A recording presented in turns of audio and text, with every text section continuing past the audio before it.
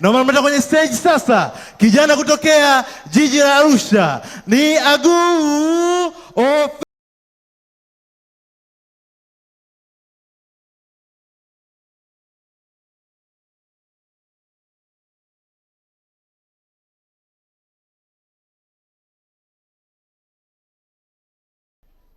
Yaani unavaje nguo makoti makubwa hivi afu na dawa kabisa na joto hili?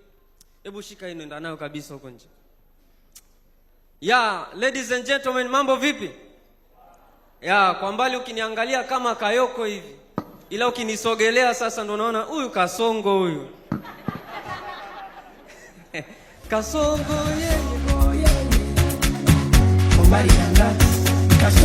kata hapo DJ. Unanifanyisha na Kasongo kabisa. Unajua mimi kuanzia nakuwa nilipokuwa mtoto, nilipokuwa nafuatilia mpira, sijawahi kumuona refa mnene maisha yangu yote. Sijawahi kumuona kabisa. Na hata kama atakuwa mnene, lazima utakuta na miguu membamba. Kama ya kwangu tu hivi. Kwa sababu wanapata pressure sana. Yaani wao katika soka ndo wanakuwaga na pressure kuliko hata kocha. Wanakosa wajafanya hao, wanapigwa wao. Mfano kama juzi kafunga mchezaji kibu, refa anaenda kupigwa. Kwa kosa gani sasa? Kwa kosa gani? Na wiki iliyopita ilikuwa maadhimisho ya miaka 63 ya uhuru. Si ndio? Na Tanzania mwaka 1961 tulikuwa tunalingana sawa kiuchumi na China.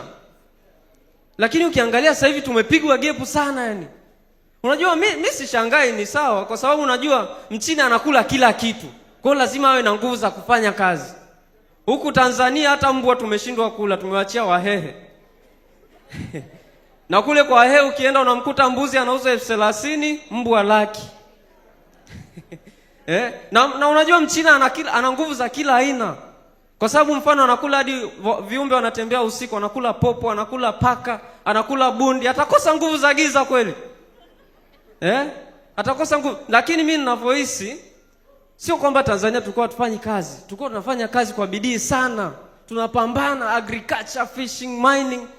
Tatizo ni misemo ya wahenga ndio ilituponza basi. Kwa sababu tulikuwa tunapambana. Waoni tunapambana tukakutana na msemo, oya, haraka haraka haina baraka. Twendeni taratibu. Tukaenda taratibu pole. Wakaja wana kusupport wao pole pole ndio mwendo wanangu. Taratibu hivyo hivyo. Tukaenda mdogo mdogo. Nakuja kushtuka tumeachwa mbali kweli. Akashtuka mhenga mmoja akasema, wanangu, asiyefanya kazi na asile. Kasisitiza kabisa, asiyefanya kazi na asile. Pambana hapo, tukajikuta uchumi wakati kama kawaida mbongo akosekani. Wewe kwenye msafara wa mamba akosekanagi kenge. Akosekani wa bongo ukatisha tamaa. Akaja mbongo akasema, kwani wanangu, jasiri haiachi asili. Na asiyekubali kushindwa si mshindani. Tukakubali kushindwa, sasa hivi naomba misaada. Na unajua zamani, sasa hivi teknolojia imekuwa kubwa sana. Teknolojia imekuwa kubwa sana kiasi kwamba matumizi ya smartphone yamekuwa makubwa mno.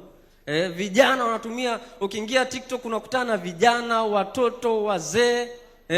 Sio tu hadi wazee, hadi waganga wa siku hizo wanatumia TikTok. Mimi kuna siku nimeingia live saa 8 ya usiku. Nikamkuta mganga kaeka filter kabisa. Anakuambia tawire tap screen, naomba gift, naomba followers.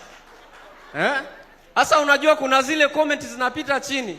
Ikaja message, huyu anaitwa nani? Huyu ni Fatuma, anasema mganga naomba mfunge mume wangu awe taira. Tawire Fatuma, kwanza umenifollow? Thank you, my name is Aguu.